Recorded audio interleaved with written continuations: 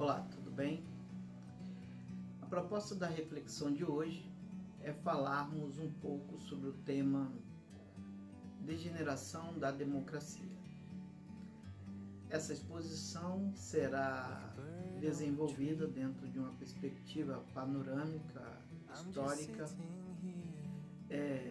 conceitual, onde estaremos nos aprofundando nos fatos que julgarmos mais importantes para a compreensão desse tema que foi denominado como degeneração da democracia.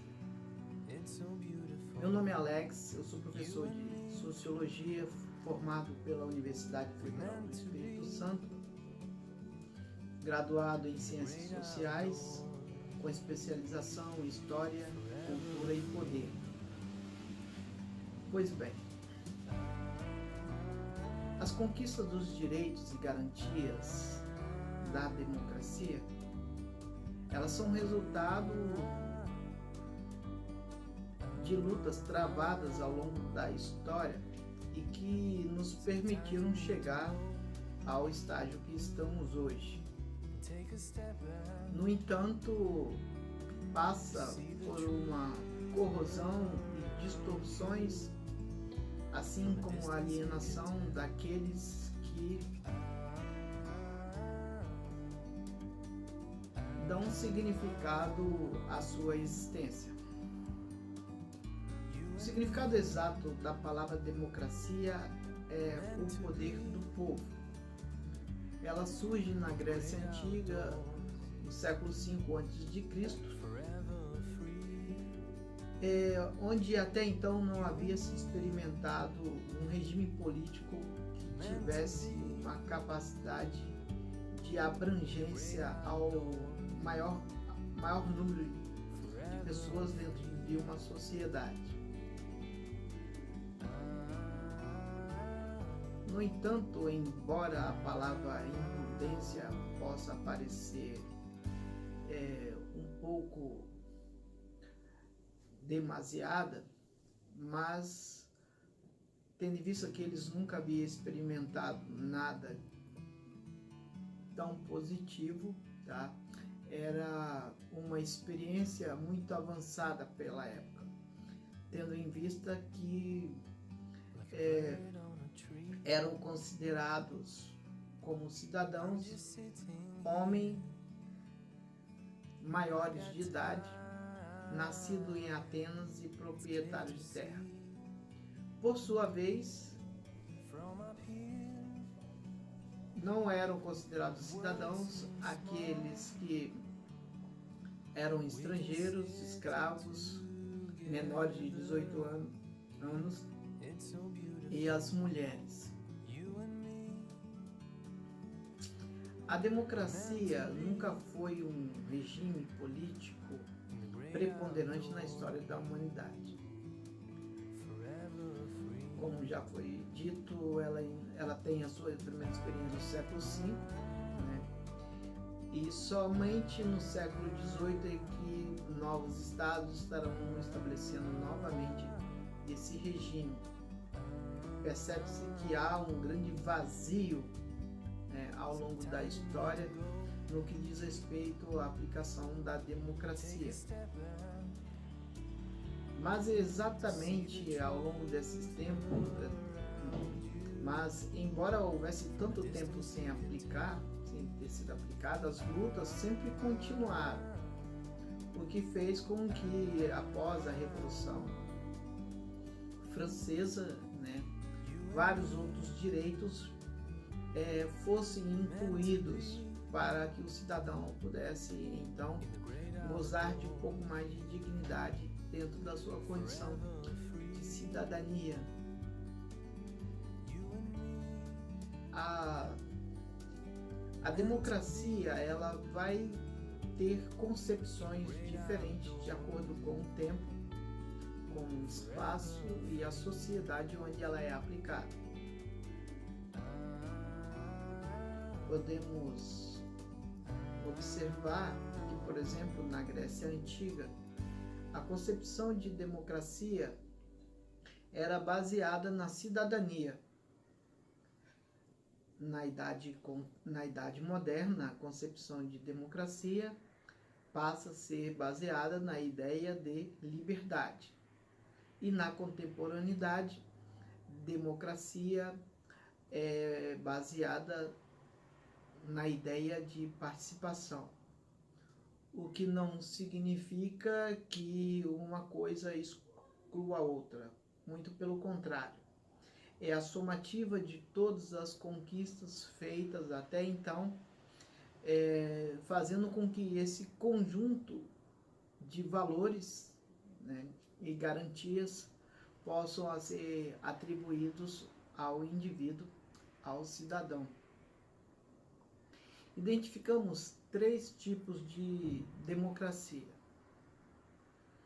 A primeira, a democracia direta, a segunda, a democracia indireta, e a terceira, a democracia semidireta.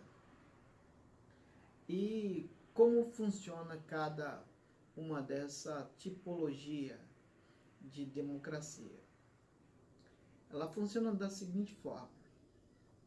A democracia direta, normalmente, ela é aplicada em sociedades menores, com menores populações. Isto desde o início, quando tentou se implementar, estava dentro, né, da realidade das pessoas que viveram esses momentos. Na Idade Moderna, quando os povos acabaram se juntando, aumentando a população e, por conseguinte, ocupando maiores espaços, chegou-se à conclusão que seria necessário que houvesse, então, representantes que pudessem, então, representar os interesses políticos desses cidadãos. Na democracia direta, o cidadão participa diretamente das decisões políticas. Na democracia indireta ou representativa, ele elege um representante que estará lutando, né, dentro do campo da política pelos seus interesses. O Brasil, ele optou pela democracia semidireta, que é um modelo que comporta, né, os dois mecanismos, né, das outras 2 democracias citadas. Do ponto de vista da democracia direta, como que se dá essa participação? A participação, ela pode acontecer seja por vias de plebiscitos, referendos ou iniciativa popular. O plebiscito, ele ocorre toda vez que há um impasse da aprovação de uma lei onde haja muita divergência no Congresso, e o Congresso tem a autonomia de deixar essa decisão para a sociedade. Então, a sociedade é convidada a participar, votando pela escolha da lei que será aplicada. No referendo, a sociedade, diante de uma situação divergente, ela é convocada a dar a sua opinião sobre uma lei que já foi aprovada, sendo que em ambos casos, independente da opinião do Congresso Nacional, tá, deve prevalecer a vontade da sociedade.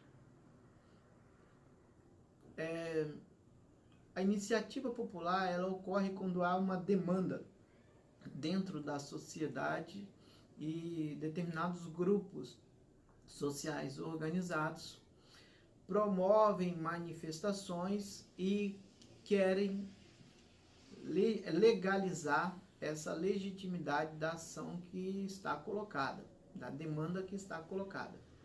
Então, a Constituição permite, desde que haja uma quantidade determinada de assinaturas proporcional ao número de eleitores, se caso for uma lei estadual, do estado, se for uma lei federal, o número de eleitores em nível nacional.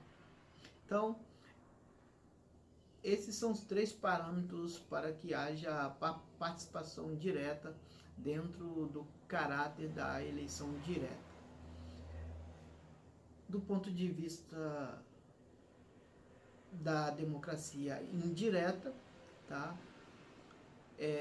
A população é convocada de tempos em tempos. No caso do Brasil, cada legislatura dura 4 anos, a cada 4 anos, para renovar os seus representantes ou mantê-los, se assim achar conveniente. Então, nós escolhemos nossos representantes para que possam, então, legislar de acordo com os nossos interesses. Nós delegamos poderes políticos a eles para isso. Atualmente, há um descrédito muito grande no que diz respeito à democracia na América Latina. Isto tendo em vista que muitos países têm sofrido drasticamente com a queda de governos eleitos popularmente, mas que têm sido destituídos de seus postos. E isto é muito ruim para a sociedade, porque cria um descrédito em relação ao seu voto. E muitas pessoas decidem não mais participar, o que mostra nas eleições uma quantidade de abstenções, votos nulos ou não comparecimento à urna, né, devido à decepção de tantas coisas que vem acontecendo nos últimos tempos. Para exemplificar alguns dos golpes que têm ocorrido nos últimos tempos, tá? O primeiro ocorreu em Honduras, quando o presidente Manuel Zelaya, né, que estava até então no poder, no ano de 2009, dia 28 de junho de 2009, teve o Palácio Presidencial invadido por militares e ele ainda estava de pijama quando foi obrigado a se retirar do posto de presidente, conduzido a um avião e transportado para Costa Rica. 2 meses depois, Zelaya retorna ao país escondido, né, e acaba se abrigando na embaixada brasileira, o que causou uma grande crise política, né, devido à divergência,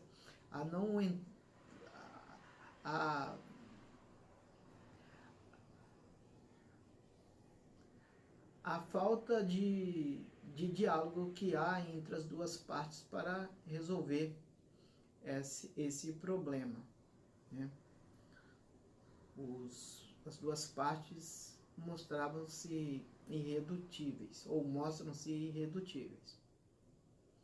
O segundo exemplo de golpe ocorreu no ano de 2012, quando o presidente Fernando Lugo, também eleito majoritariamente pela sociedade paraguaia, tá? No dia 20 de junho deste ano, tá?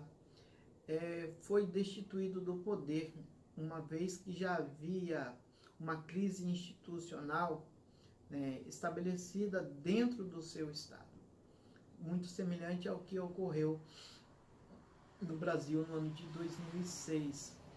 E isso se dá exatamente no momento em que havia um conflito entre policiais e fazendeiros, né, e o presidente do Partido Colorado, um dos partidos mais tradicionais e influentes dentro do Paraguai, resolveu então, articulado com outros grupos, destituir o presidente. Tá? Esse foi o segundo exemplo, né? E um grande golpe na democracia. O terceiro, né, é o Brasil, que no ano de 2016 teve a destituição da presidente Dilma Rousseff do poder. Ela havia sido eleita em outubro de 2014, né, numa eleição muito apertada, ganhando por uma margem de 4 milhões de votos, cuja eleição não foi reconhecida por seu adversário, que queria anulá-la, né, pedindo a recontagem de votos. Mas ficou constatado, de acordo com a alegação, que as urnas haviam sido fraudadas, que não havia nenhum problema errado com as urnas. Desde então, iniciou-se um processo de articulação entre diversos grupos na sociedade, inclusive do próprio adversário Aécio Neves, que na época era senador e que hoje é deputado federal, né? Junto com o seu vice, um dos grandes artífices do impeachment da presidente, tá? Assim como a participação do atual presidente Jair Bolsonaro, né, articulando com líderes religiosos, particularmente o deputado Marco Feliciano, né, o pastor Marcos Feliciano, para que pudesse então blindar o presidente da Assembleia do Congresso Nacional, tendo em vista que este era acusado e estava sendo bombardeado por uma série de denúncias de corrupção comprovadas, né? Então, para ele seria importante mantê-lo, apesar de tudo, porque haviam 18 processos na mesa do Congresso e somente ele teria a coragem, sendo ele um dos maiores adversários da presidente, de colocar um desses projetos em votação. Vale lembrar que neste ano em que a presidente foi eleita, né, a grande maioria do Congresso brasileiro, tanto deputados federais como senadores, pertenciam a correntes políticas de direita, centro-direita e extrema-direita, fazendo com que a presidente não tivesse maioria absoluta dentro das suas convicções políticas. Então, desde o início se mostrou uma presidente muito frágil por não encontrar apoio dentro do Congresso Nacional. Entre os grupos que se uniram para poder derrubar a presidente, né, o próprio Congresso, que é maioria, o Judiciário, os sociais como MBL e Vem Pra Rua, que são movimentos financiados por organizações não governamentais que têm interesses liberais dentro do Estado, né, a própria mídia, né, e grupos religiosos, né, que aderiram a esse movimento, estimulando a sociedade, a população, a irem para as ruas, né, pedir o impeachment da presidente.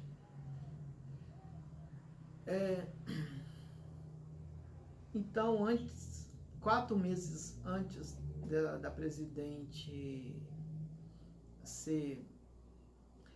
ter o seu mandato cassado, né, ela foi substituída por seu vice na condição de presidente interino do país.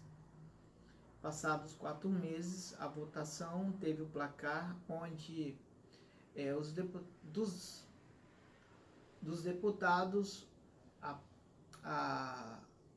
A aprovação do impeachment recebeu 367 votos e a não aprovação do impeachment recebeu 137 votos. Por sua vez, no Senado, houve uma votação a favor do impeachment de 61 votos e daqueles que não queriam o impeachment de 20 votos. 4 meses depois, em agosto de 2016, a presidente foi destituída definitivamente do cargo que ocupava. Outro fato importante a observar é que nessa legislatura, última legislatura que terminou no ano de 2018, final de 2018, pesquisas mostravam que 48% dos deputados federais e 38% dos senadores eram empresários, que demonstra claramente uma falta de representatividade da sociedade, tendo em vista que o percentual que representa os empresários numericamente dentro da população não equivale ao que foi constatado na pesquisa dos deputados e senadores, né? Ou seja, a sociedade ela está sendo representada por uma classe social, tá, que não a representa. Pesquisas de uma ONG internacional chilena chamada Latino Barômetro apontaram no ano de 2016 que os índices em relação à aprovação da democracia no Brasil caíram 22 pontos. Era de 54, onde as pessoas prefeririam uma democracia a uma ditadura, né? Caíram de 54 para 32. E o que é mais interessante observar é que houve um crescimento da aceitação de regimes autoritários para a ordem de 55%. Sob a seguinte condição, que diante da realidade, desde que resolva os problemas, não importava qual fosse o regime, né? Ainda que fosse uma ditadura. Isso acabou se consolidando na medida em que nós temos hoje um presidente, né, com características autoritárias.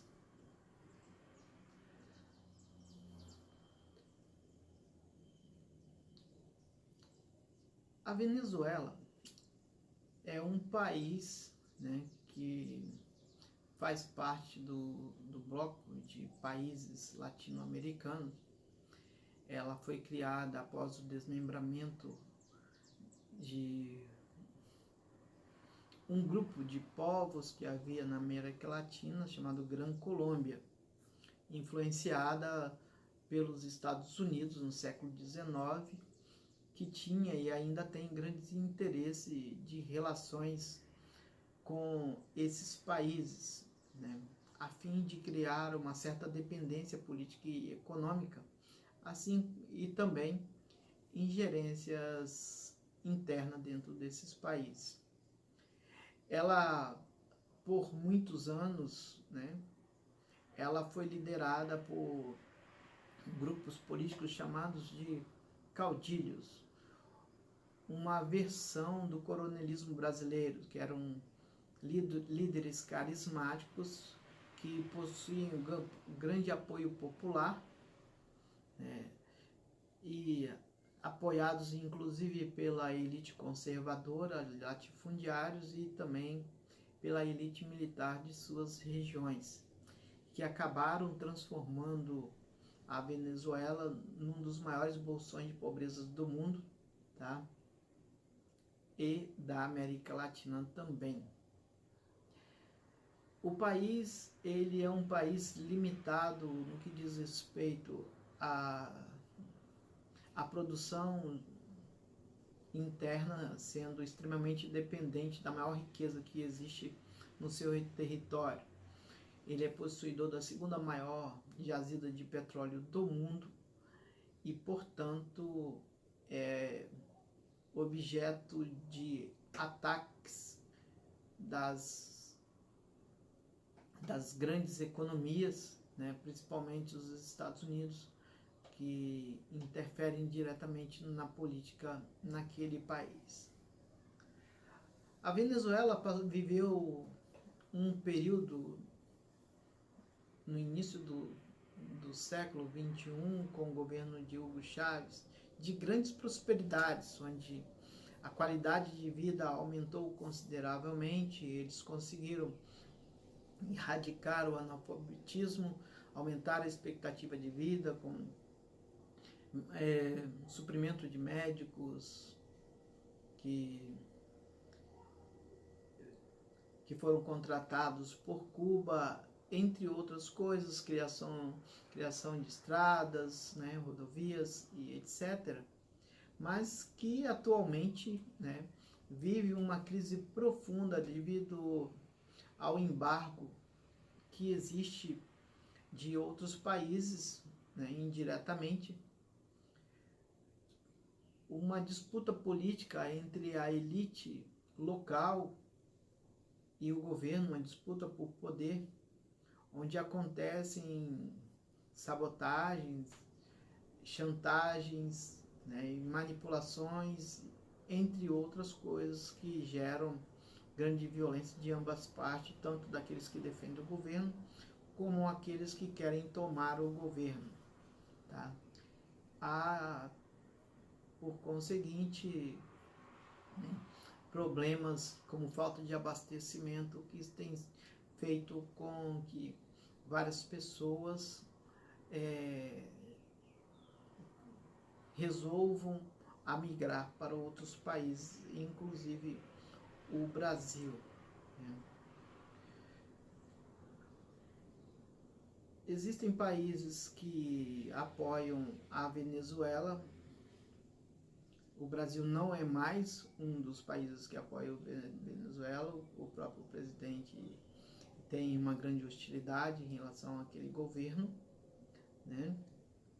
Mas entre os maiores países hoje que apoiam, o México, Rússia e China, que tem sustentado externamente, né, ainda aquele governo. Os Estados Unidos, que vive uma experiência de mais de 200 anos de democracia, que é considerado o ícone do capitalismo no mundo, também passa por problemas sérios no que diz respeito à sua aplicação da sua democracia. Há uma insatisfação muito grande da sociedade naquele país, tendo em vista que a política que é feita pelos seus governantes, tá, não corresponde aos anseios da sociedade. Entre elas, a população ela está insatisfeita com a quantidade de massacres e ataques feitos com armas de fogo em diversas partes do país, que acontece praticamente o ano todo. E querem que sejam criadas leis que proíbam os cidadãos de portarem armas. Essa demanda ela vai de encontro, né, ao grande lobby, né, das indústrias armamentícias daquele país, tendo em vista que as eleições são financiadas por empresas que financiam a grande maioria dos políticos. Então, criando uma dívida com eles, né, sobre esses aspectos. E a indústria bélica nos Estados Unidos ela tem um componente significante, né, na economia. Toda vez que ela diminui a sua produção, o PIB norte-americano diminui drasticamente. E isso faz com que essas empresas, para aumentar a sua produção, oriente os governos a fazerem ingerências políticas dentro de pequenas economias, invasões militares, né, apropriação de determinados territórios no mundo afora, criando conflito para vender suas armas. Tá? Muitas pessoas da própria população norte-americana não concordam com essa política de destruição de pequenas economias que o governo norte-americano historicamente vem fazendo em todas as partes do mundo, inclusive na América Latina. Os Estados Unidos é também um dos maiores promotores do desenvolvimento de indústrias de alta tecnologia. Se por um lado isto é bom, por outro lado, né, essa evolução tecnológica acerbada acaba criando um alto nível de desemprego em todos os países, mundo afora. E os Estados Unidos também sofre com o reflexo do desenvolvimento tecnológico, né, promovido, fazendo com que o índice de desemprego lá tenha aumentado a cada ano, tá? Criando um espírito de hostilidade nos norte-americanos sobre os imigrantes que migram para lá em busca de novas oportunidades, disputando no mercado de trabalho as vagas com os nativos. Bom, outra insatisfação muito grande é a falta de representatividade. Visto que dois partidos revezam-se alternadamente há mais de 200 anos, né, a participação dos eleitores norte-americanos nos últimos tempos tem sido muito baixa. Ela oscila entre 40% a 50% do número de eleitores, que totalizam 200 milhões.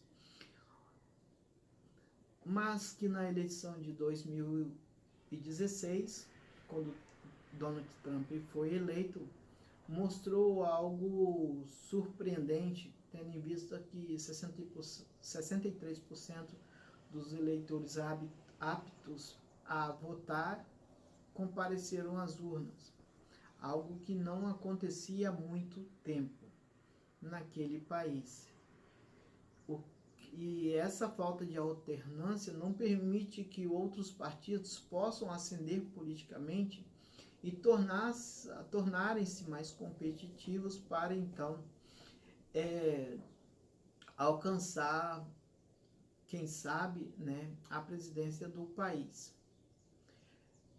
Do ponto de vista democrático, isto também é um grande golpe na democracia, uma vez que não há possibilidade de alternância de um sistema político-eleitoral estabelecido há séculos. Saindo da América, vamos agora para a Europa. A Europa passa por um processo de desestruturação política muito grande, uma vez que possui uma particularidade: grandes órgãos, né, e com muito poder, como é o caso do Parlamento Europeu, dos executivos da União Europeia, do Conselho Europeu, que são órgãos poderosíssimos, mas que não possuem legitimidade para exercerem essa função. Eles representam um conjunto de países, portanto, possuem um status supranacional, mas que, apesar de tudo, no ano de 2007, 13 de dezembro de 2007, aconteceu uma positividade dentro desse contexto político. No Tratado de Lisboa foi aprovada uma lei para que houvesse maior conexão entre o Conselho Europeu e o Parlamento Europeu, a fim de que as leis que fossem aprovadas, elas tivessem a consulta de um maior número de representantes dentro desses estados, né, a fim de garantir maior legitimidade dessas instituições. De forma geral, há uma particularidade em cada estado europeu, e cada um aplica sua política de uma forma diferente. Mas o que se observa é que há uma ascendência de partidos políticos mais radicais, sejam de ordem esquerda quanto direita, onde líderes mais autoritários têm chegado ao poder. É o caso da Rússia, é o caso da Polônia, é o caso da Hungria, né? E isto acontece tendo em vista o desmantelamento das instituições políticas, onde o judiciário, o próprio Estado de Direito, a perda de direitos sociais, previdenciários, a liberdade de expressão, a liberdade de imprensa, têm sido duramente cerceados. E a população tem optado por escolher, né, governantes com essas posturas mais autoritárias ou conservadoras, desde que eles sejam capazes de resolver os problemas estabelecidos. Bom, saindo da Europa, vamos agora ao norte da África e ao Oriente Médio, uma região que é extremamente rica devido à quantidade de jazidas de petróleo, né, que há naquela região, e que é também um grande ninho de ditaduras que permanecem há décadas governando aqueles países, né, sempre com orientações de grandes economias, mantendo elites que são favorecidas de alguma forma, né, por apoiá-las no poder. Mas o ano de 2011 é um ano marcante na história do Oriente Médio e do Norte da África. Houve um fenômeno histórico conhecido como Primavera Árabe. E o que foi a Primavera Árabe? A Primavera Árabe foi um conjunto de revoltas que ocorreu nesta região, né, por países cuja população majoritariamente professa o islamismo e comunga da mesma língua compartilha da mesma língua que é o árabe. Ocorreu que em 2011, na Tunísia, um ambulante promovendo então uma comoção da sociedade como um todo, né, que se revoltou contra a atitude da polícia, tá, comovida pela reação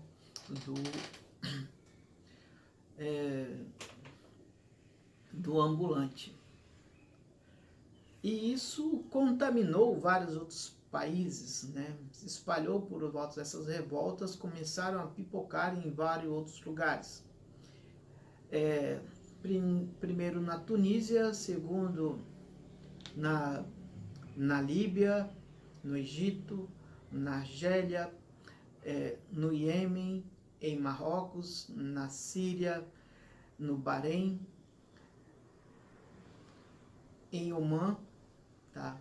Foram alguns dos países que essas revoltas aconteceram de forma sistemática e tiveram seus governos depostos, a fim de estabelecerem democracias nesse lugar. Então acendeu-se uma grande esperança naquele ano nessas sociedades, principalmente ao ver que a Tunísia e o Egito conseguiram no mesmo ano eleger governantes vindos de partidos islâmicos, que é a grande maioria, e com tendência política moderada, mas que, para sua decepção, esses novos eleitos, assim que chegam ao poder, passam a ter atitudes tão quanto semelhantes aos governantes que haviam passado por aqueles países, né? Governos autoritários. E até hoje esses estados, eles buscam se livrar desses governantes, mas não é fácil, uma vez que eles recebem apoio das grandes economias, principalmente dos Estados Unidos, para mantê-los no poder, né?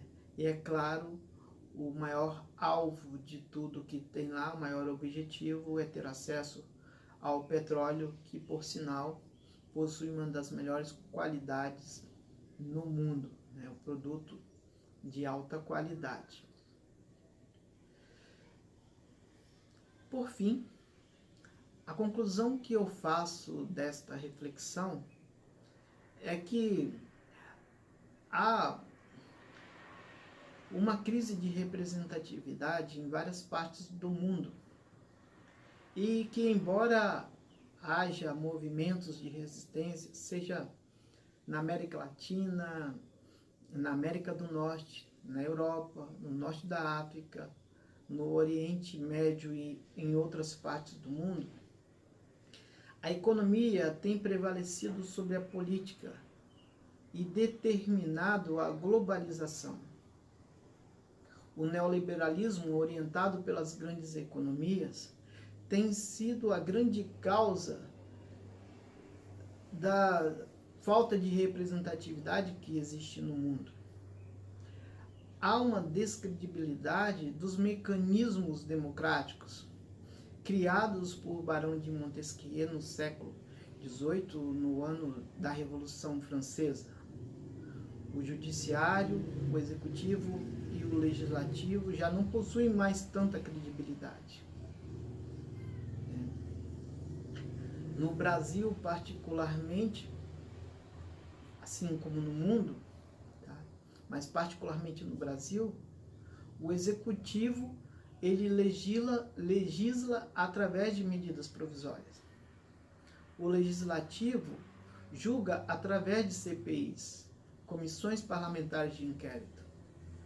O judiciário tanto legisla quanto julga através de súmulas vinculantes. Ademais, os filhos da elite brasileira ocupam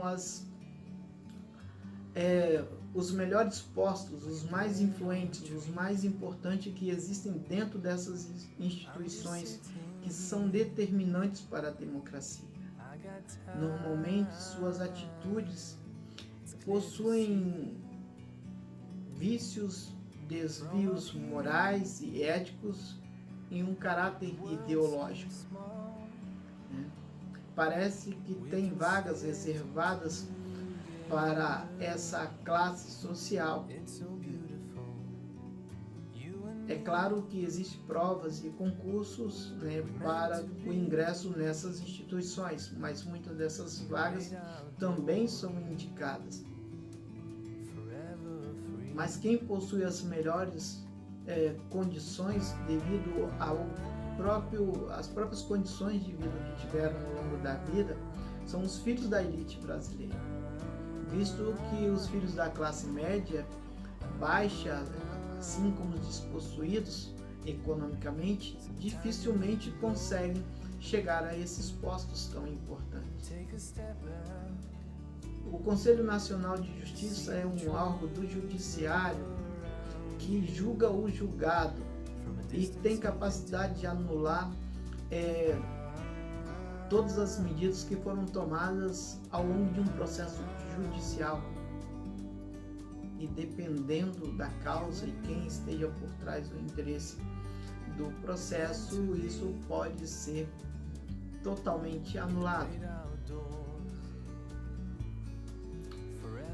Os tribunais de contas, desvinculados do poder executivo. Os conselheiros dos tribunais de contas, seja nos estados assim como na União, são indicações políticas com status de ministros, que passam a ocupar cargos vitalícios e muitas vezes são utilizados como forma de acobertar políticos corruptos ou gestões públicas corruptas. O Banco Central é emancipado do Ministério da Fazenda. Qual é o problema que há nisso? Se o presidente vigente, se o governo vigente determinar uma política econômica e o presidente do Banco Central pensar de forma diferente, o país vai caminhar por caminhos divergentes. Isso é muito prejudicial, uma vez que não há um consenso na orientação política e econômica da sociedade. Então, diante de tantas perdas sociais,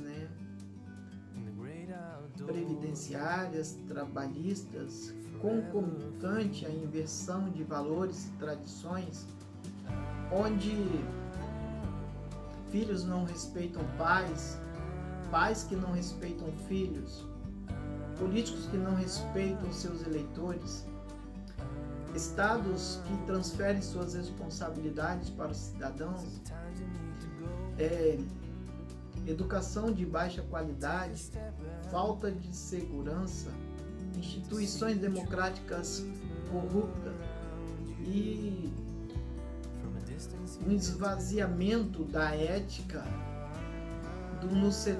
desde os setores mais baixos até os mais altos da sociedade, tem provocado um desencantamento da política muito grande, onde a sociedade não consegue se identificar politicamente e tem optado por governos mais autoritários ou conservadores, desde que resolvam seus problemas, ainda que em detrimento de todas as conquistas, direitos e garantias que foram conquistados ao longo de todos esses anos a duras penas. Então, é isso. Ficamos por aqui. Quero agradecer pela oportunidade e até a próxima. Obrigado.